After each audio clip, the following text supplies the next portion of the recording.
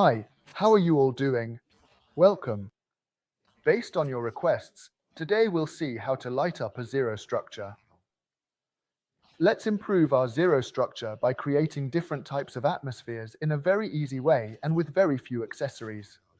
For this, we would need a light fixture, for example, a lens strip, a COB strip, the cable to connect it to the transformer that we'll need and will hide, and finally a zero diffuser profile to finish the job.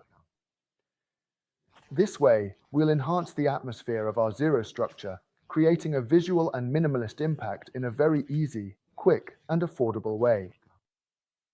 Alright, here we have the vertical part of our zero structure, where for this installation we have the transformer, the cable, the light fixture, in this case, a COB strip that we'll place along whichever vertical section we want. And finally, the diffuser to finish the job. I'm going to put it on directly, but remember that you can make a little hole to pass the cable through. And what's more, remember that when the electronic cables are protected, it's even better you can wrap them with black electrical tape, use heat shrink tubing, whatever you prefer, okay?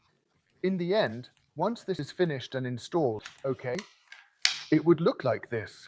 When you turn it on, it will backlight against the wall. Remember that we'll have a shelf, and we'll use the shelf to hide the transformer underneath it. Now let's take a look at the installation in action. Here we have a transformer hidden under the shelf, connected to the power supply.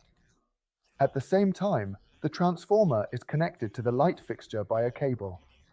The light fixture runs up along the vertical zero profile, and finally, together with the diffuser profile, will give us that backlighting effect that I'm about to show you. Well, here we have the backlighting effect.